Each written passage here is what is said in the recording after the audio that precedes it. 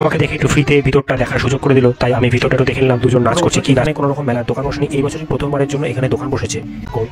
এখানে সমস্ত খাবারের দোকানগুলো ছিল, আয়গুলো মোটামুটি চালু হয়ে গিয়েছে আর লোকেরও ভিড় আছে এদিকে। আসলে এই ভুতুরে গুহা এসেছে এবছর, তো সেটার ভিতরে welcome back to my another new blog. প্রতিদিনের মতন আজকে সন্ধ্যা তো আমি বাড়ির থেকে বেরিয়ে পড়লাম কুচবিহার রাসমেলায় যাওয়ার জন্য। আজকে যেহেতু রবিবার, তো মেলায় হয়তো ভিড়টা অনেকটাই বেশি হবে, তো সবটাই তোমাদের ঘুরে দেখাবো। আর কতগুলো দোকান কি কি বসেছে, মেলায় ভিড় কতটা, সবটাই দেখাবো। বাড়ি থেকে বের হয়ে 5 মিনিট হাঁটার পরে আমি সোজা চলে আসলাম একদম কুচবিহার রাসমেলার সামনে। এসে দেখছি মেলার সমস্ত দোকানগুলোই প্রায় বসে গিয়েছে, কিন্তু কিছু কিছু দোকান এখনও ডেকোরেশন করা বাকি আছে আর লোকও প্রচুর পরিমাণে রয়েছে আজকে। আমি কুচবিহার হসপিটাল মোড়ের ওখান থেকে যেহেতু মেলায় প্রবেশ করছি, তো সামনের এই সমস্ত দোকানগুলো, জামা কাপড়ের দোকানগুলো রয়েছে, পুরোপুরি দোকানগুলো একদম সাজানো হয়নি। এই মুহূর্তে আমি দাঁড়িয়ে আছি কুচবিহার জেঙ্কিন্স মোড়ে। সামনে লোকের প্রচণ্ড ভিড় আর এই পাশে মেলার মেইন গেটটা রয়েছে। তোমার এই পাশে মদনমোহন বাড়ি যাওয়ার রাস্তা। কোচবিহার মদনমোহন বাড়ির ঠিক পাশেই যে ধর্মশালা রয়েছে, সেখানে একটা মেলা রয়েছে, আনন্দধারা আনন্দ মেলা। তো সেই মেলার ভিতরে আমি প্রবেশ করছি। কোনো বছর এখানে কোনো রকম মেলার দোকান বসেনি, এই বছরই প্রথমবারের জন্য এখানে দোকান বসেছে। মেলায় ঢুকে চারদিকটা আমি ঘুরে দেখাচ্ছি এই ধর্মসভার ভিতরে।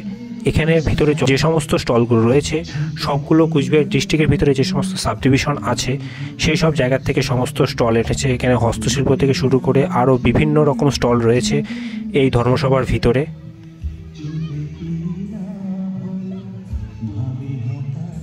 তারপরে ধর্মসভা থেকে বেরোয় সামনে আমার এই লাইটিং বেলুনগুলো চোখে পড়লো। দাম জিজ্ঞেস করলাম, বললো 100 টাকা। এরপর দেশবন্ধু মার্কেটের যে সামনের রাস্তাটা, সেখান দিয়ে আমি হেঁটে হেঁটে যাচ্ছি সামনের দিকে। এখানেও সমস্ত দোকানগুলো প্রায় বসে গিয়েছে, কিন্তু দোকানগুলোতে এখনও জিনিসপত্রগুলো ঠিকঠাক মতন সাজানো হয়নি।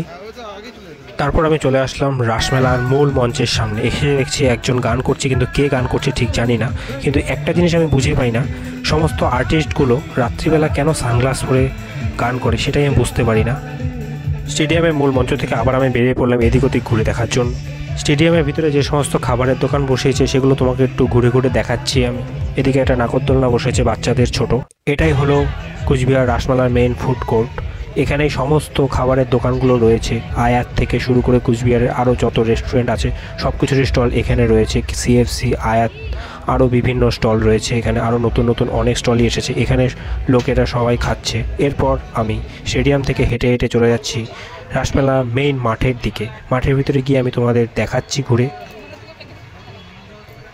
মেলা মাঠের প্রায় সমস্ত দোকানই বসে গিয়েছে, কিন্তু কিছু কিছু জায়গায় এখনও দোকানগুলো রেডি হচ্ছে, মানে তাদের জিনিসপত্রগুলো সাজাচ্ছে। আর এই জায়গায় এখনও দোকানগুলো ঠিকঠাক মতন বানানোই হয়নি, আরও 1-2 দিনের মধ্যে হয়তো পুরোটা বানানো হয়ে যাবে।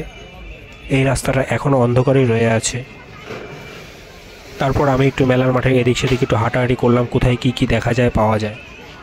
অনেকক্ষণ থেকে চারিদিকে ঘুরে ঘুরে আমি এই ফিশ ফ্রাইয়ের দোকানটা খুঁজছিলাম।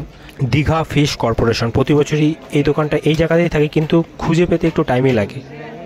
তারপর দোকানের সামনে এসে এদিক ওদিক দেখতে থাকলাম কোনটা খাওয়া যায়। খিদাও প্রচণ্ড পেয়েছিল, কিন্তু কোনো খাবারের মধ্যে এখনও অবধি তারা প্রাইস লেখেনি, তাই একটু বুঝতে অসুবিধা হচ্ছিল। তারপরে জিজ্ঞেস করে আমি একটা ভেটকি ফ্রাই নিয়ে নিলাম, যেটার প্রাইস ছিল 100 টাকা। তারপরে খাওয়া দাওয়া শেষ করে আবার রাইডের এখানে এসে দেখি একটা বড় একটা ক্রেন দাঁড়িয়ে আছে। সেখানে একটা নতুন একটা কোনো রাইড চালু হচ্ছে, কী রাইড হবে সেটা বুঝতে পারছি না। তারপরে সামনের দিকে সমস্ত নাগরদোলনার সমস্ত রাইড যে সমস্ত ছিল, সবগুলোই মোটামুটি চালু হয়ে গিয়েছে আর লোকেরও ভিড় আছে এদিকে। তোমাদের একটু চারদিকটা ঘুরে দেখাচ্ছি।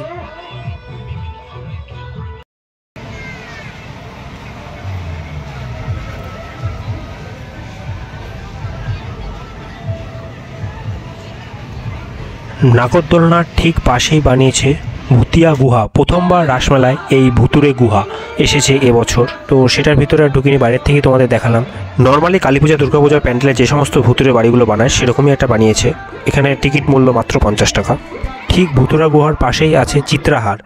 তো এখানে সমস্ত সিনেমার যে ব্যাক স্টেজের ডান্সাররা থাকে, তাদের দিয়ে এখানে নাচ করা হয়। আমি একদম সামনে যেতেই আমাকে দেখে একটু ফ্রিতে ভিতরটা দেখার সুযোগ করে দিল, তাই আমি ভিতরটা একটু দেখে নিলাম। দুজন নাচ করছে, কি নাচ করছে আগামাথা কিছুই বুঝলাম না। তো যাদের যাদের নাচ দেখার ইচ্ছা, তারা এখানে এসে দেখতে পারো নাচ। এরপরে পাশে একটা বাচ্চা মেয়ে একটু সার্কাস দেখাচ্ছিল, তো সেখানে একটু দাঁড়ালাম, দাঁড়িয়ে একটু তার সার্কাস দেখলাম। মেলা মাঠের ভিতরে দুটো ট্রাঙ্ক দেখতে পেলাম। এই ট্রাঙ্কের মধ্যে কি আছে কিন্তু আমিও বুঝতে পারছি না, হয়তো সোনা দানা থাকতে পারে। এইভাবে আমি মেলা মাঠ থেকে ঘুরে বাইরে বেরিয়ে চলে আসলাম। আর এখন আমি তোমাদের যেটা দেখাবো এটা হলো রাসমেলার ঐতিহ্য টমটম গাড়ি আর বাঁশি। এটা হলো রাসমেলার ফেমাস টমটম গাড়ি। এর দাম এখন হয়তো 20 থেকে 25 টাকার মতন হবে। এই টমটম গাড়ি কুচবিহার রাসমেলাতেই একমাত্র পাওয়া যায়।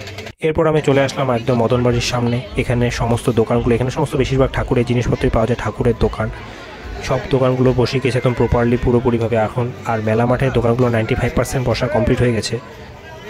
মদনবাড়ির ভিতরে আমি শুধুমাত্র রাশি ঘুরেছিলাম আর অন্য কিছু ঘুরে দেখিনি, তাই আজকে আবার মদনবাড়ির ভিতরে ঢুকছি। ভিতরে চারিদিকটা ঘুরে দেখাই তোমাদের। রাস যেহেতু আমার ঘোরানো হয়ে গেছে তাই আর এখানে সময় নষ্ট না করে আমি সোজা চলে যাচ্ছি একদম মদনবাড়ি এক্সিবিশনের ওখানে। দেখি এবছর কী কী এক্সিবিশনে আছে। তো এই সমস্ত এক্সিবিশন এখানে রয়েছে। প্রচুর ড্রয়িং, বিগত বছরের তুলনায় এবছর অনেক বেশি ছেলেমেয়েরা এখানে দিয়েছে তাদের ড্রয়িং, আর্ট, ক্রাফট। দুপাশ ধরে ভর্তি রয়েছে এখানে। তো এই সমস্ত জিনিসগুলো রয়েছে। এটা রয়েছে রাম মন্দির, তারপরে রাসমেলার রাস, দুর্গার প্রতিমা, আরও বিভিন্ন অনেক রকম জিনিস রয়েছে। তো সেগুলো তোমরা একটু দেখতে থাকো।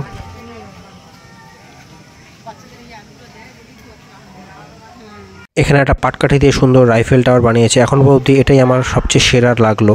এর মধ্যে থেকে তোমাদের কোনটা সবচেয়ে বেশি ভালো লাগলো সেটাও আমাকে কমেন্ট করে জানাও।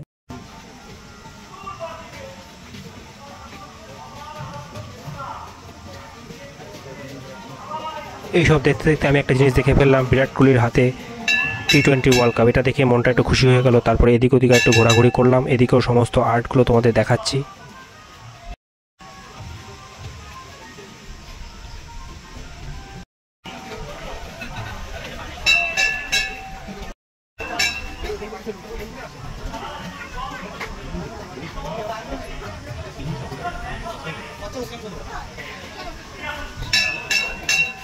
আর এখানে যতগুলো ড্রয়িং আছে তার মধ্যে এই ড্রয়িংটা আমার সবচেয়ে সেরা লাগলো। আর মদন বাড়িটাকে ঠিক এরকম করে লাইটিং করে সাজিয়ে রেখেছে। মদনমোহন বাড়িতে যখন সন্ধ্যাবেলা এই লাইটগুলো দেয় তখন দূর থেকে খুব সুন্দর লাগে দেখতে।